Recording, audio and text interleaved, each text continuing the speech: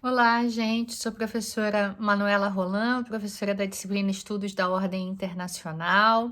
Gostaria de dar as boas-vindas a todos e todas, né, nessa disciplina, nesse segundo semestre letivo aí, remoto, um pouco atípico, né, que nós teremos. Gostaria também de me desculpar, né, pelo fato de não ter, enfim, fornecido todas as informações da disciplina, inclusive esse vídeo de apresentação logo no início da semana, mas eu não sei se todos vocês sabem, eu também coordeno um centro de pesquisa e extensão que existe desde 2012 na Faculdade de Direito, o OMA, Centro de Direitos Humanos e Empresas, e nesse final, assim, meio de semestre, né, para o final, nós tivemos uma fase bastante intensa, que é quando o que se chama de borrador, né, o rascunho, o draft, né, o rascunho do Tratado sobre Empresas de Direitos Humanos é lançado.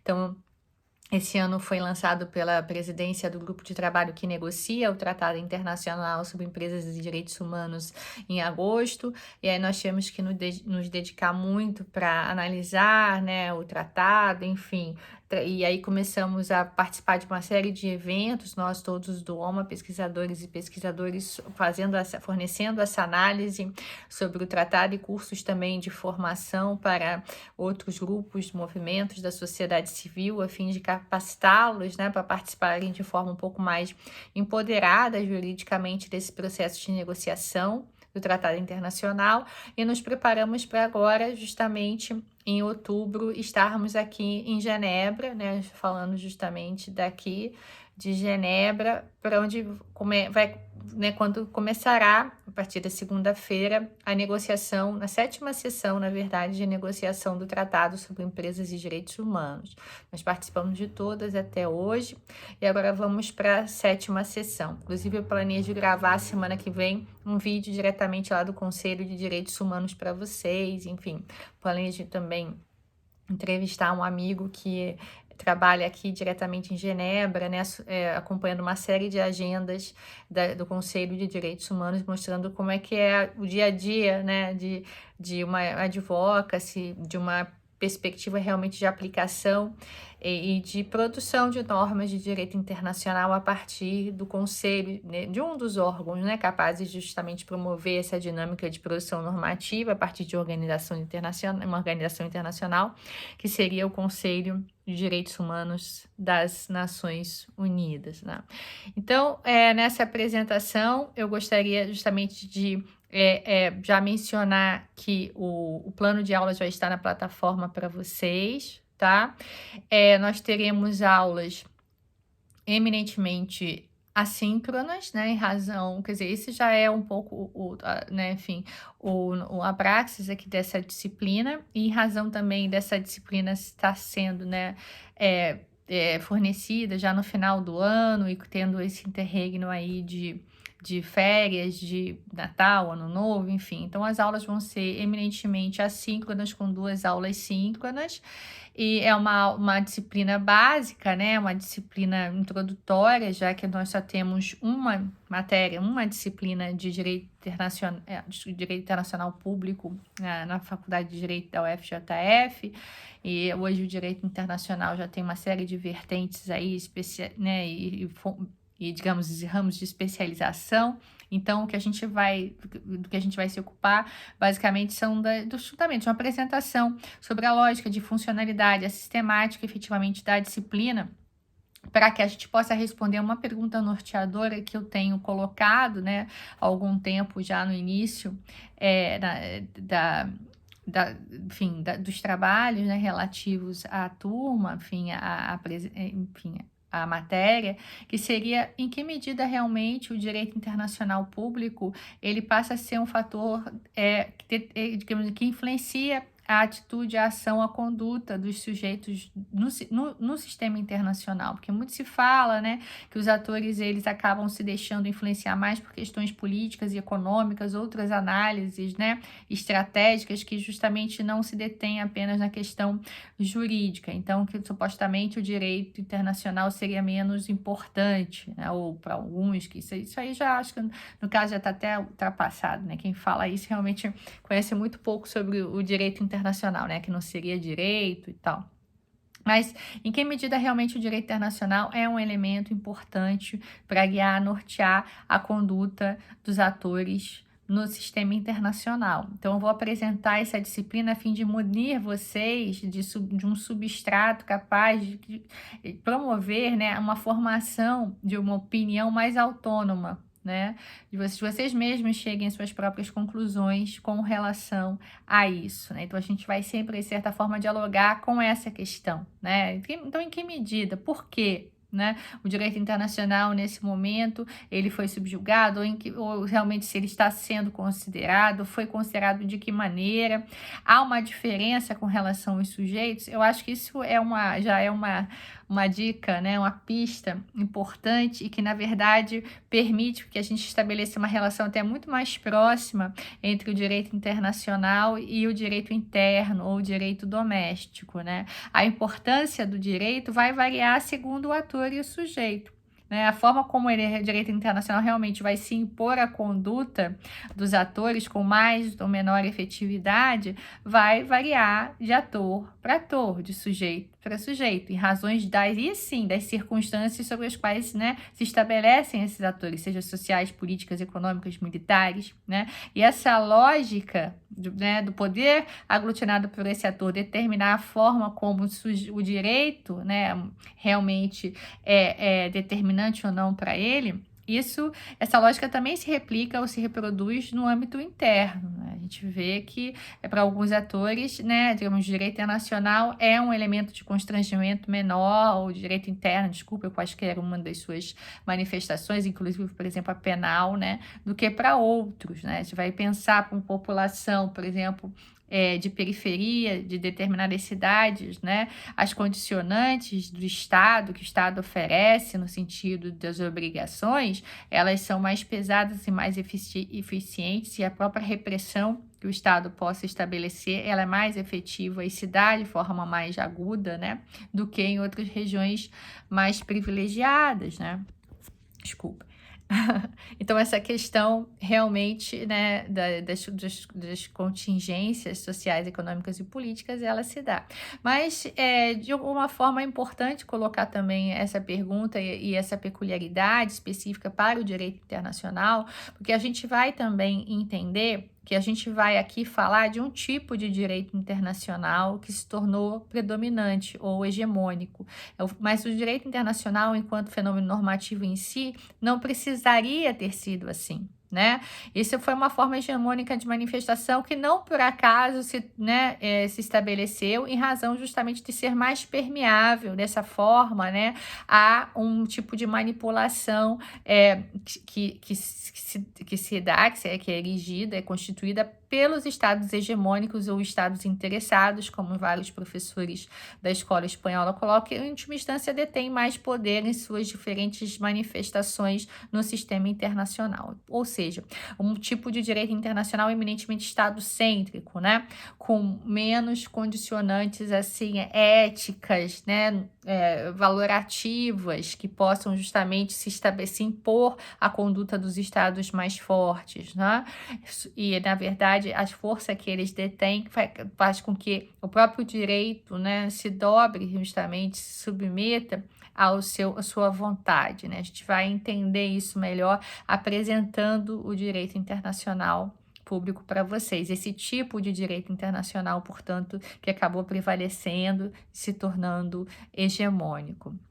Como é uma disciplina só, como eu falei, de Direito Internacional Público no curso de Direito da Faculdade de Juiz de Fora, que a gente vai também, né, se limitar a uma apresentação mais geral do ramo do direito, não vamos poder nos aprofundar em muitas coisas, mas seria importante que vocês saíssem com uma percepção mínima dessa lógica, da funcionalidade desse tipo de direito internacional, que se erige, que se consolida e que vai, de certa forma, digamos assim, moldar as instituições internacionais e organizações internacionais como um todo, não é? E justamente aí vai acabar influenciando aquela pergunta, a resposta a ser concedida àquela pergunta, né, que eu formulei no início, a que ponto, então, ele vai acabar realmente sendo preponderante ou importante para a formulação da conduta que os sujeitos de direito internacional, né, vão conduzir aí perante a sociedade internacional. Então, é uma disciplina que justamente tem essa aula de apresentação, depois terá uma aula de fundamentos gerais, para a gente começar, né, a justamente estabelecer aí as bases essenciais, que seria quais são os sujeitos reconhecidos do direito internacional público, as suas fontes, né, estabelecer aí uma abordagem um pouco mais específica com relação aos tratados internacionais, que são fontes hoje mais utilizadas, não necessariamente que, tendo em vista a natureza do direito internacional, sejam as principais, né? A gente vai ver que, na verdade, o direito internacional até tem uma natureza mais consuetudinária ou costumeira, né, do que a partir de fontes realmente escritas, mas essas fontes acabaram sendo utilizadas mais recentemente. Vamos falar sobre os tratados de direitos humanos, solução de conflito, intervenção humanitária. Vamos falar um pouco sobre o Tribunal Penal Internacional também, sobre, aí no caso dos direitos humanos também, os sistemas internacionais de proteção dos direitos humanos, né? Então, vai ser aí uma apresentação que também vai buscar, no que diz respeito à sua especificidade, focar na perspectiva dos direitos humanos, que eu acho que é uma das grandes contribuições do direito internacional, né? Que seria o direito internacional dos direitos humanos para nossa vida em sociedade e que traz à tona, novamente, esse clamor, né, pela reconsideração do indivíduo, sim, como principal sujeito do direito internacional e não do Estado como principal sujeito de direito internacional, que acabou prevalecendo nessa vertente, né, do direito internacional que se consagra, que é mais, portanto, como eu já falei, Estado-cêntrica, tá? Com relação à questão das avaliações, nós vamos ter um primeiro TVC, né, vai ser até início aí de dezembro, que é tradicional, né? Perguntas que vocês vão poder responder em dupla ou trio, tá? E tem a data da entrega, que normalmente é uma semana depois que eu coloco as perguntas na plataforma, e vocês podem me enviar por e-mail na data estabelecida. Se algum de vocês não tiver feito, vai ter que notificar por e-mail, né, que não fez, e aí sim vai ser dada a oportunidade de uma segunda chamada, mas aí essa segunda chamada será individual, não será possível ser feita em dupla ou trio.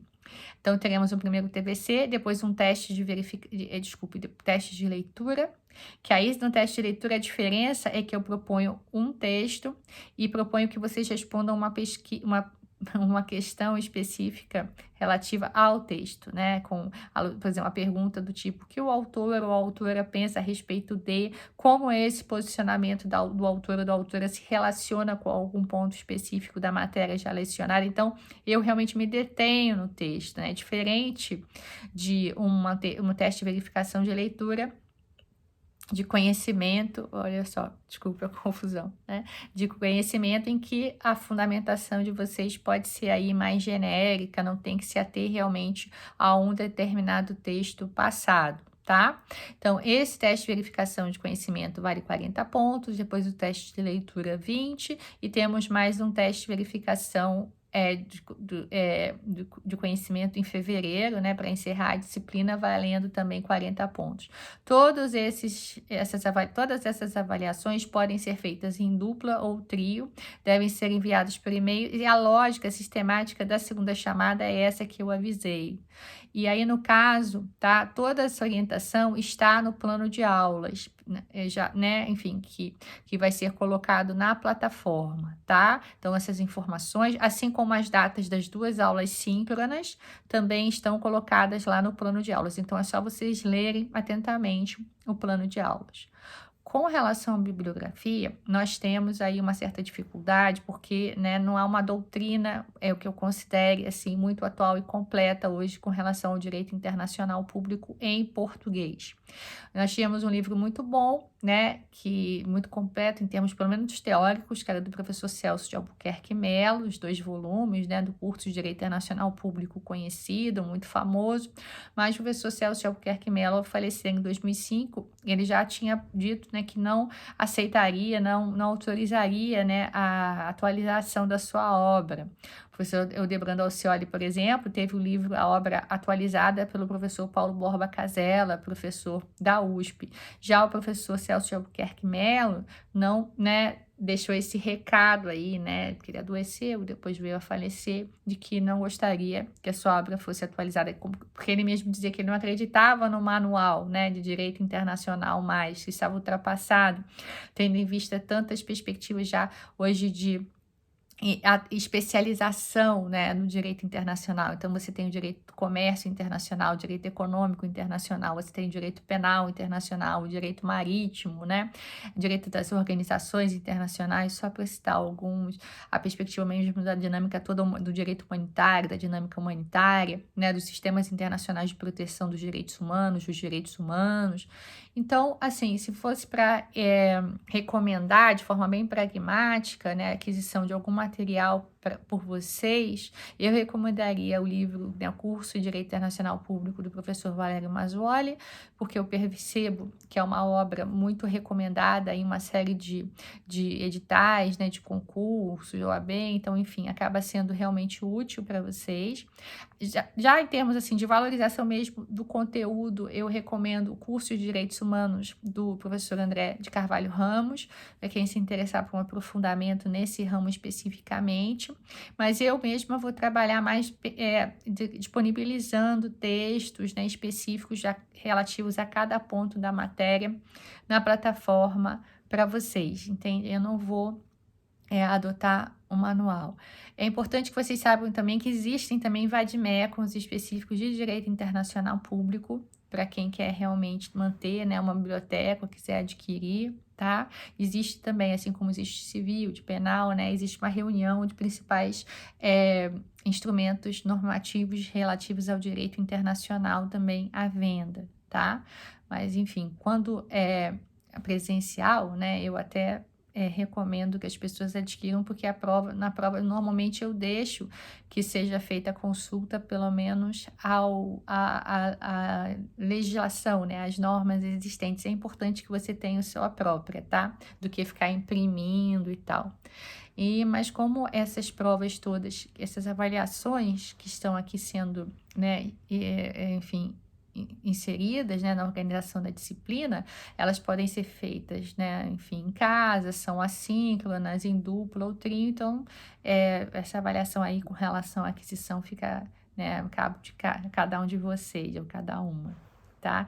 Então, vamos começar realmente a disciplina na semana que vem, com os fundamentos do direito internacional público, e eu devo lançar mais um vídeo também, né? Não sei já prever exatamente o dia, mas na semana que vem, além do que é previsto enquanto aula de fundamentos do direito internacional, com alguma, enfim, alguma entrevista ou fala de algum colega lá do próprio Conselho de Direitos Humanos das Nações Unidas.